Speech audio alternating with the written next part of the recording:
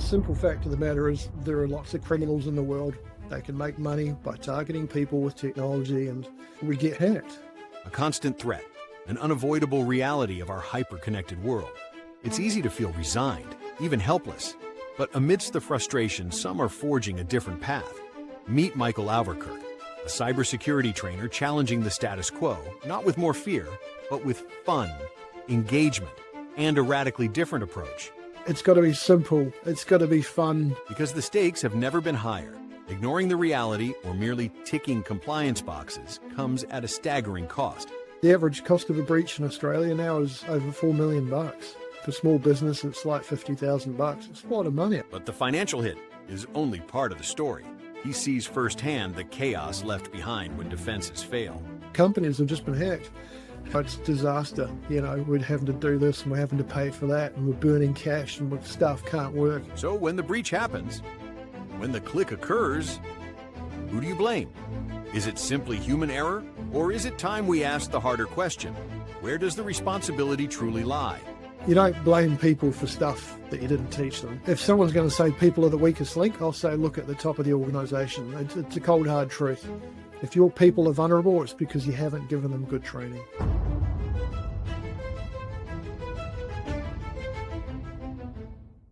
Hello everyone, and welcome to another episode of Dumb Ways to Get Hacked. In today's hyper-connected world, the headlines are constantly filled with stories of cybersecurity breaches and threats.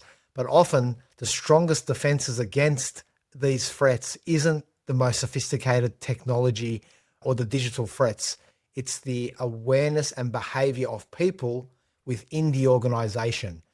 How do we cut through the technical jargon and make cybersecurity something that everyone understands and cares about? Well, today we delve into this crucial area with a guest who is taking a refreshingly different approach. I'm thrilled to welcome Michael Ouwerkerk, the fun, engaging cybersecurity awareness trainer and culture transformation consultant from WebSafe staff. Welcome, Michael. Thanks, Bora. It's good to be on. Looking forward to it.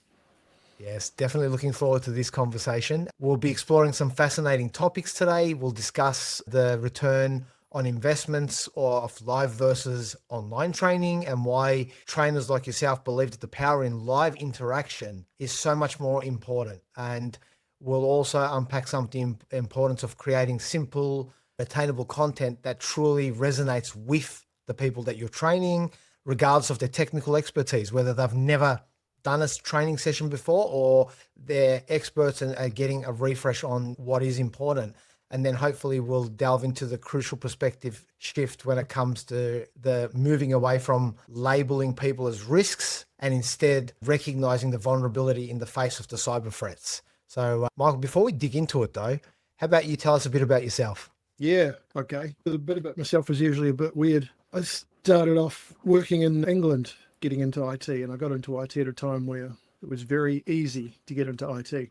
It was so easy, in fact, that I may have lied about my resume and got an interview with some very important people in some very big companies and blagged my way into an IT job. But hey, look, I backed it up. I worked hard. They kept me on. I did very well on that, and I really enjoyed IT, so I didn't have to sort of lie so much after that, which is good. I stayed in IT. I did, tech stuff, desktop support, systems admin, got into management, consulting, and then look, the fact that clients are getting hacked and they're saying, well, what happened? And I go, well, look at what you're clicking on, right? And I look at your browser history. Not that you really want to do that too much. So yeah, look, it was the people getting tricked. So I chucked together a pretty ugly course, and that actually went very well, just giving people some basic knowledge around how not to get tricked. 7 years ago or 8 years ago or something, I turned it into a business just by itself, and I moved over to what I call WebSafe staff, cybersecurity awareness. So, basically teaching people what not to click on. And it extends beyond that too. It's not just clicks. There's other ways people can get hacked as well, plugging in USB keys and things like that. So yeah, it's turned into its own company. It's a lot of fun. It's good to see the light bulb moments go off in people's eyes when you train them, and I'll keep doing that for a while. That's awesome. And you do work with all levels of business, right? So whether it be a 5-man or 1-man band right through to corporate and government. Yeah, you're right. One man band. Yeah, I've trained companies with one person in it, but they use me because of the risk they face, and what's at risk if something goes wrong. Yeah, like financial management companies, that sort of stuff, and yeah, all the way up to big companies, which obviously take a bit more time to get through. So you end up doing bigger groups usually. I've trained a lot of Queensland councils. I think about 48 of them up to now, which is pretty cool. Got ongoing Queensland council clients. And I train across all industries, mainly because of the way that I teach. I keep things simple, right? And what I really try and focus on is rules. I try and give people simple rules to keep them safe. And those rules, it doesn't matter where you work, it doesn't matter what you do, they're all relevant to everyone. So as long as you can keep those rules in mind, you'll do quite well. Yes, and I have to say I've had the privilege of being in one of your live sessions, which was fantastic. But the question comes to mind at this point that you emphasize on live training. What do you see to be the key advantage of this format in terms of engagement and knowledge retention compared to doing a video? Yeah, look, because I train a lot of companies, right? And just anecdotally, I go into the company and I'm sitting there and I'm, warming up the crowd, telling some dad jokes, as just generally mucking around, get everyone comfortable, ready to engage. And I'll quite often ask them, hey, who's done awareness training before? Put your hand up. And, all these hands go up. I go, oh, that's cool. Let's see how we go today. I get to the end. I go, how did you guys go? Are you feeling more suspicious? Oh, yeah. I go, did you learn stuff? They go, oh, yeah. I'm like, okay, you've done lots of awareness training, but you still learned stuff. They go, yeah, we did. It's just a different way of doing it. They're just more engaged. So look, it makes a big difference. It really does. It's also measurement. Like I measure results. So I've got assessments. I do that pre and post training. One of my workshops is a giant measuring tool. It's a quiz. It's gamified. It's a lot of fun, but you get very granular knowledge on their knowledge. And yeah, you can see how much people learn from doing it this way. It does make a big difference. And it's also, and might be crossing into other topics, but it's got to be simple. It's got to be fun, not too much fun, but fun enough. You interject little bits and pieces here and there, and it's got to be relatable. If you do that, people will be sitting there actually engaging and learning, and they take that knowledge away, and that's good. So what I see with the online stuff, it's just a lot harder, right? I mean, I've got a recorded workshop. Okay, my main workshop, I have a recorded version for people that miss the training. And one of my clients, they get me in every year. Some of the staff had just watched the recorded session. So I get in there, I'm doing a live workshop, and who did the online, the recorded one? Yeah, me. Okay, cool. We get through it. I go, did you guys get anything out of that? They went, yeah, a lot. I'm like, but you just did the online one. Yeah, it's online. It just doesn't have the same impact. It just doesn't. People are kind of numb to this stuff now. They've been doing this stuff for so long, and they get their videos and click through and whatever, and I'm doing the emails and I'm doing something else. They're just numb to it. So if you really want people to learn, you really need to have them sitting in front of you. It's just the way it is. Bring some donuts for half time, do all the little tricks of the trade, but you keep them engaged and they will learn. Yeah, so, people are funny, aren't they? I mean, look, my what I say to people is usually you're only one click away from disaster. Yeah. And you and I know how, that's true. And for most people who I guess have never done training before, especially, I do see a high value of having that environment because they're engaged at a different level. And then what the business does after that is up to them. Sometimes they continue with the short 10-minute training. And I have noticed more and more, a lot of these businesses, they're trying to add humor to make it a bit more engaging.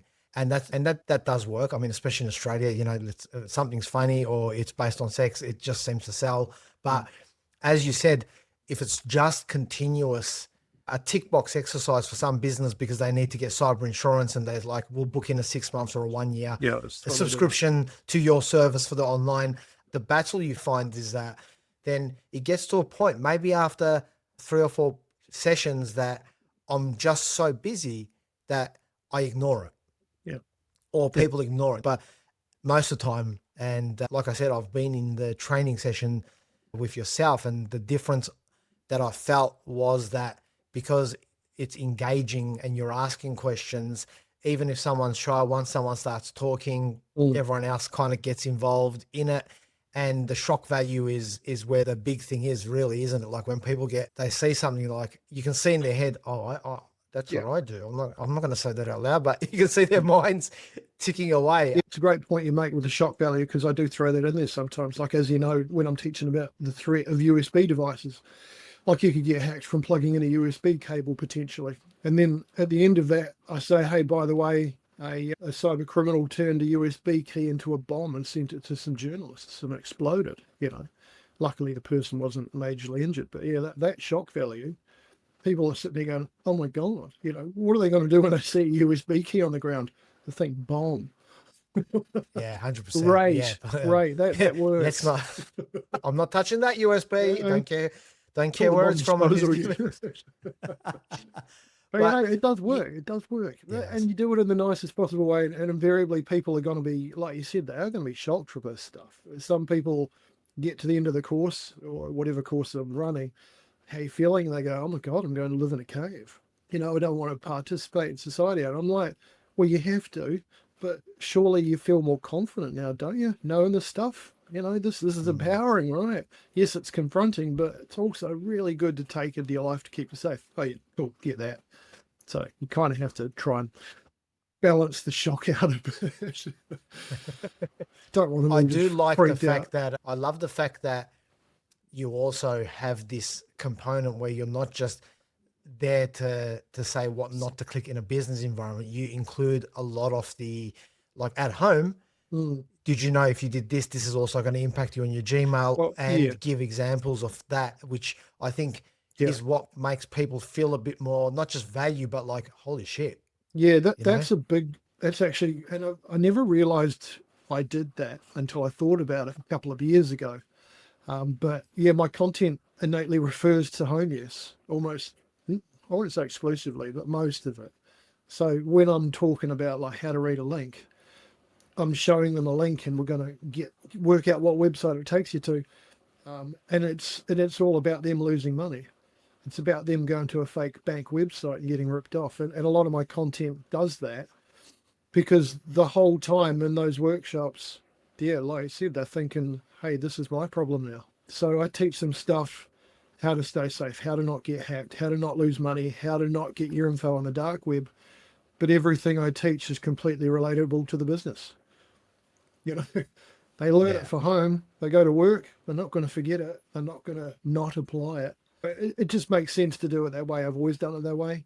The stories that I tell, it might be a mix of business stuff and home stuff, but it's engagement, right? When people are engaged and they care about it, they will learn. So that's another agree. thing I've always done, which works well. No, I agree.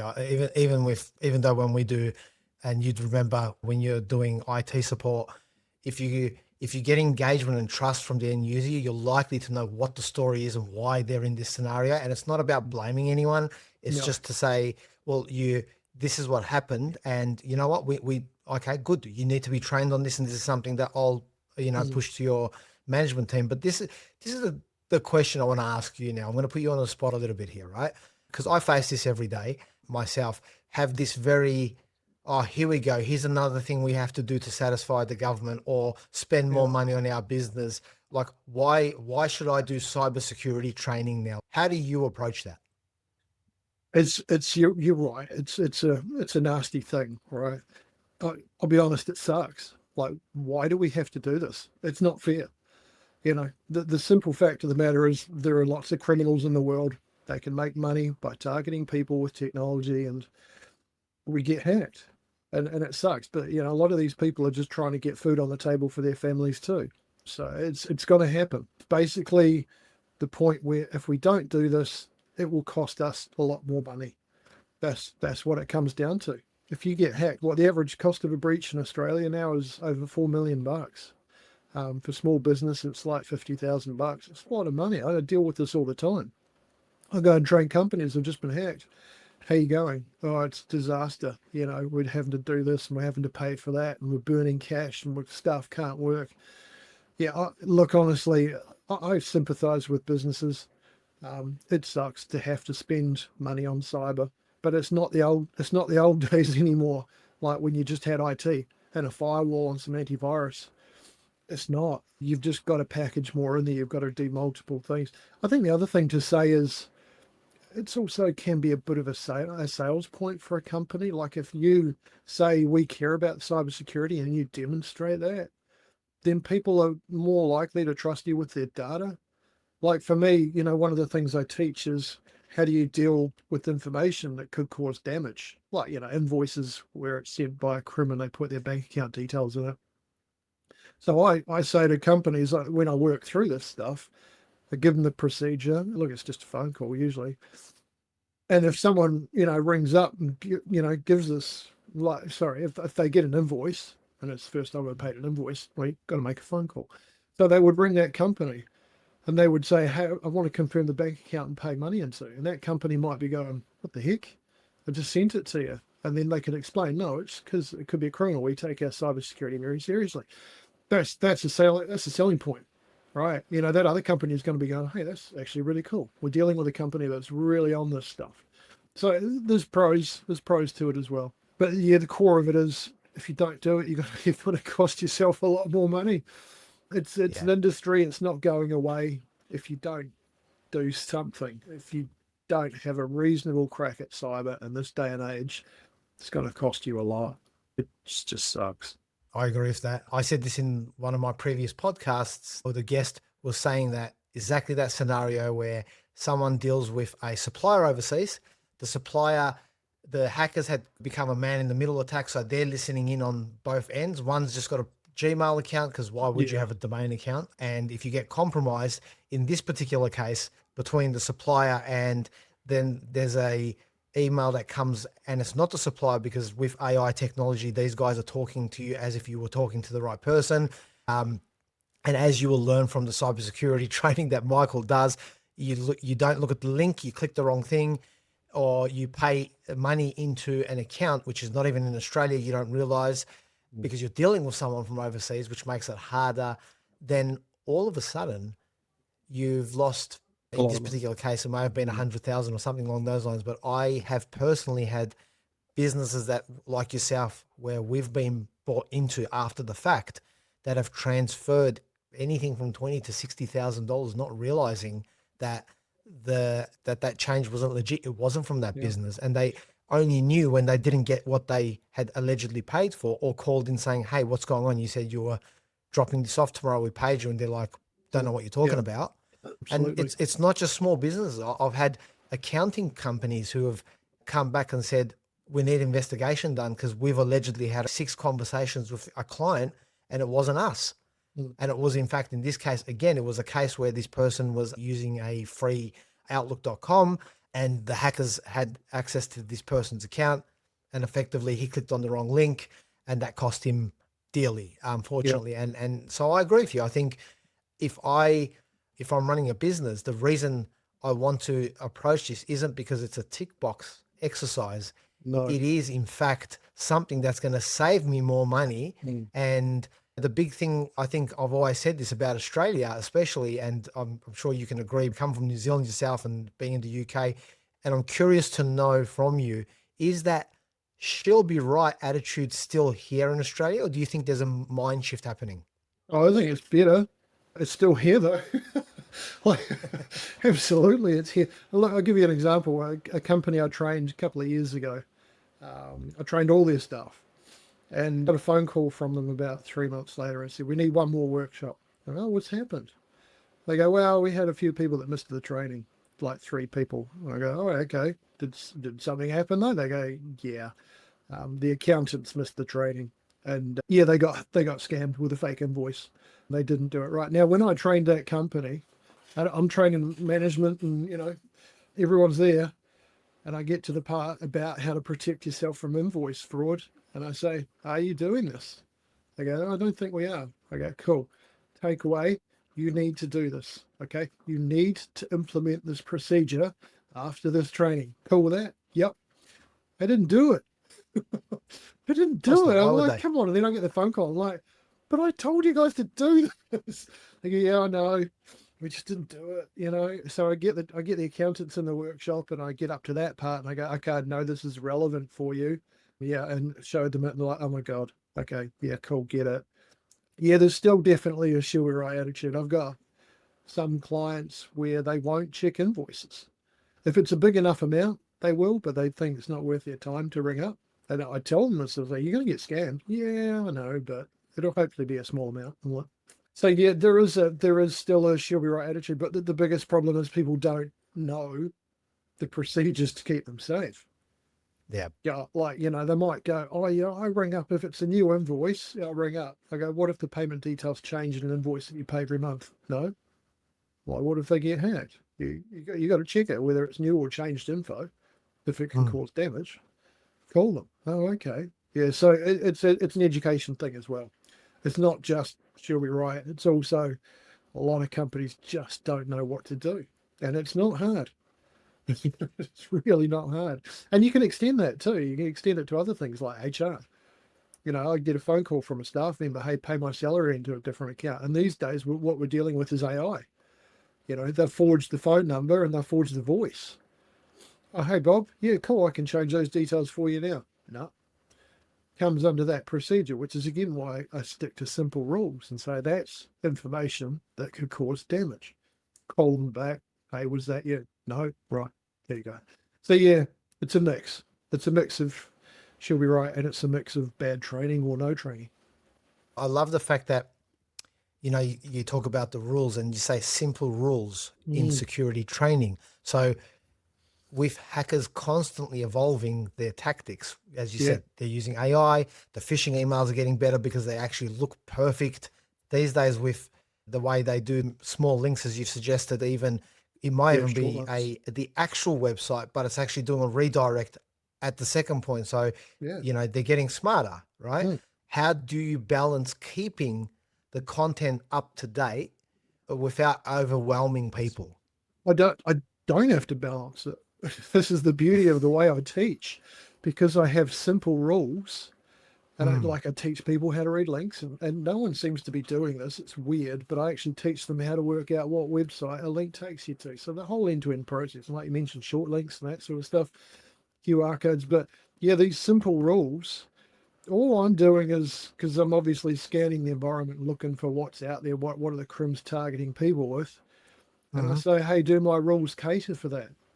You know, and the only thing I'm changing is my stories. Yeah. And look, of course there are refinements, right? I'm always trying to find ways of saying things in a simpler way. And as we mentioned just before we started recording, I've just updated one of my workshops because I found a simpler way of saying things, and I'm really happy with it. But yeah, the simple rules, do they cater for that scam? Yes, we're all cool. When I'm in a workshop, I might talk about that as an example and say, and this is why these rules are important. So you're all cool. So I don't have to change my content much. The actual underlying knowledge that people need to stay safe, it's not that hard, and it shouldn't really need to change. It's the scams that change, but they're still targeting people in the same way, rough enough. Yeah, I agree. Something that I'm very interested in is something that you push, is that you're saying viewing individuals as vulnerable rather as risk or threat. Can you elaborate on the psychological impact of this mind shift and the language that you use and how it can lead to more security conscious culture? Yeah, this is one of my pet hate topics in the industry, is because when I'm going to have a whinge on this one, when cyber awareness sort of kicked off, you know, we're all calling it cybersecurity awareness, right? And I kind of think that's a pretty good name, really. But then you've always got people who want to change things, and there's a bit of a push, and people are coming up with human risk management, that sort of stuff.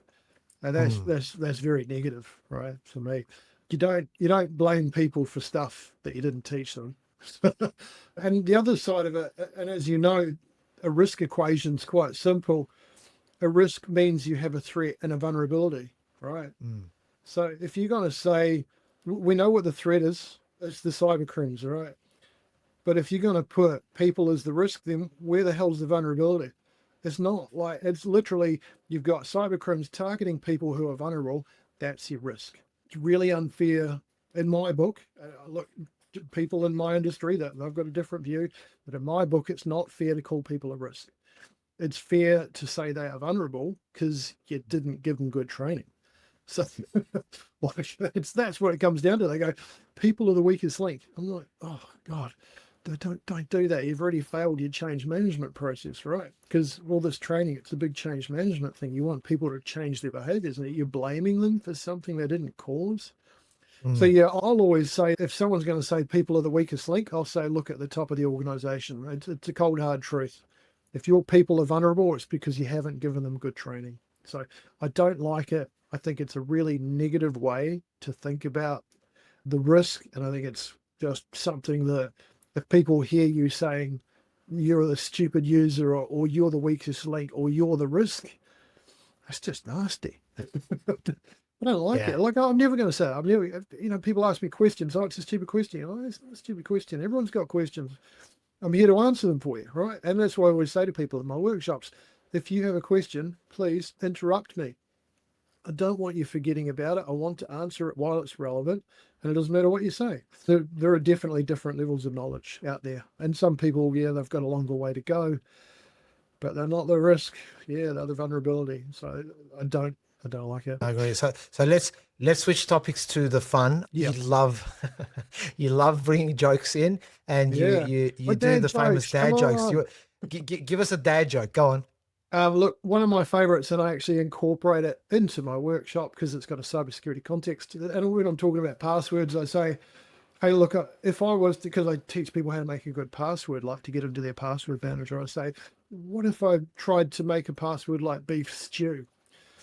And it's never happened, but people go, oh, no, that doesn't have special characters, and it's, it's not long enough, and blah, blah, blah.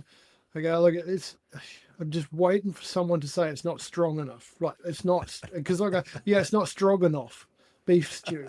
And people, they just go, oh, God. But it gets a lot of laughs. But yeah, I got a whole repertoire of dad jokes. I've actually got a database of dad jokes. That was a dad joke in itself. And the key thing is, be the first person in the room, and when people turn up, just chat to them, tell jokes, get people comfortable to talk. Because some people aren't comfortable talking to other people in front of other people, right? But when you bring them into conversation before you get started, you've already set the tone of the room. You've already showed people this is interactive. This is do whatever you want. Tell me a story. Ask me a question. That's how you get engagement. It makes a big difference. And the dad jokes, unfortunately, are part of it. And dad jokes are two-pronged, right? They either love them or they hate them and they want to get started. So yeah, because that's a big thing, right? When whether it be individuals, whether it be a group of people, how do you find that fine? I mean, because you're based more on fun, which I think is great, but how do you find that fine line of balance where it comes to, okay, that's enough, or now I know this? Is it just reading the room? Is it read the room? Some people might just want to kick off, or you might change it.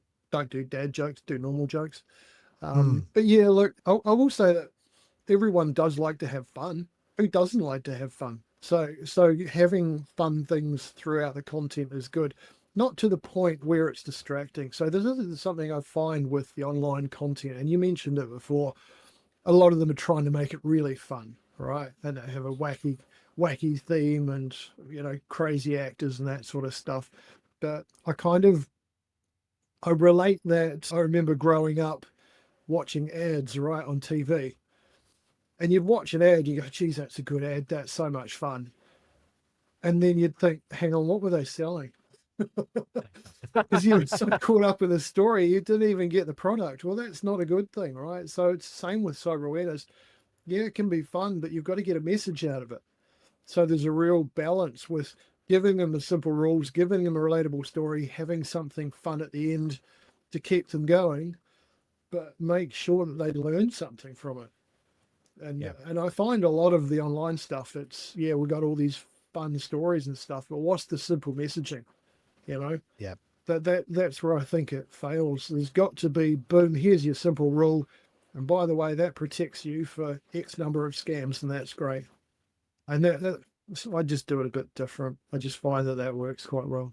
So to wrap it up, let's go. What advice do you give an organization who's looking to adopt a more empathetic or vulnerability focused approach to cybersecurity awareness within your own culture? So what are the first steps they should take? Look, I think it's always good to measure and try and get an idea of how much people know. And I've got assessments for that. And they don't have to be long, but just get a bit of an idea about what people know. And then you know what you're dealing with. And you might get an idea of what sort of stuff you need to target from that. I think, and this is something I always advise, is I say, when you're going to kick this off, tell people that you're going to give them training that's going to keep them safer at home, right? Like that should be one of the first things you tell them, is say, look, we've got some great training. They're going to turn up. We're going to do it here. You know, we're going to have some donuts after. It's going to be a lot of fun, but you're going to learn stuff that's absolutely going to keep you safer at home, right? And of course at work, you know, we love that. But a big thing is, you know, your personal safety. And then give them good training that actually achieves that, talks to home content as much as possible. It's fun. And they'll come out of that session going, yeah, that was cool. That's the biggest thing for me, because this is change management. You want people to change behaviors. You got to get them on board. If you want to get them on board and say, we've got cybersecurity awareness training because you suck and you're clicking on stuff and this is going to be boring, but you just need to do it anyway. Good luck with that. Yeah. How you think you're going to go with that? It's not going to work. And then even like follow-up, like I have weekly videos that some clients like to use, and that's the recorded stuff. And I keep them short, a minute, but it's still recorded content and it's still not effective unless you make it effective. So people go, well, you know, email it to us once a week. Yeah, cool. Or can we just use them in our learning management system? Yeah, cool. No problems. But the one thing I say is, don't expect people to watch it and learn from it. You need to do this stuff at team meetings. So if you have, most companies, people have a staff meeting once a week. Here's your video, 1 minute, have a chat about it, share a story. The manager should be leading from the front saying, hey, that was pretty cool. Oh, that happened to me, showing that they care about the stuff, because top of the company, this is massive. Yeah. So, and that's the other point. It has to be supported by management, right? I've done workshops where you might have, had mayors in the room and board of directors and all that sort of stuff. If they're asking questions and they're sharing stories, everyone else in that room is sitting there thinking, hey, the top of the company cares about this. And then I've had sessions, and I hate this. You might have a CEO sitting in there and they're working on their laptop. And the staff are like, the hell, you don't even care about this. So yeah, it's got to be buy-in at the top of the company and show people that you actually care. So there's probably a few points I'd say around that stuff. No, that's brilliant. I think you summed it up perfectly. At the end of the day, let's face it, cyber awareness training, vulnerability training is something that we need to make part of our culture of a business from get-go, whether you are an entrepreneur starting a startup business or you're a one-man electrician who is starting, because as you said, whether it be that $50,000 or that, 2 million, 4 million, whatever it might cost a bigger business. And more to the point, it's your name, it's your reputation. People won't trust you. And the fact that just making sure that you start from the top, because as they say, the fish rots from the head. If you are engaged and you're giving value to your staff, then they will want to engage, and you make it fun. So, Michael, I want to say thank you. Thank you for being one of those culture changing, mindset changing people who has come from the industry, who understands it, who understands people, and not just, I'm just a business that's out here to make a killing because this is the in thing at the moment. You make it fun, you make it engaging, you put some pretty bad dad jokes out there, but hey, listen, I laughed along as we went. I thought it was fantastic. And I did see a lot of engagement, and that was, for me, bringing businesses into this environment, whether they're from business that I've had existing, new, whatever it is, the fact that they're engaged, they enjoy it, then to me, it means what you're selling is working. And so thank you for that, and keep up the good work. Thanks for having me, bro. Oh, it was awesome to be on, eh? Awesome. All right. Well, thank you for your time. Awesome. Thanks for having me, Bora. Really appreciate it. Lots of fun.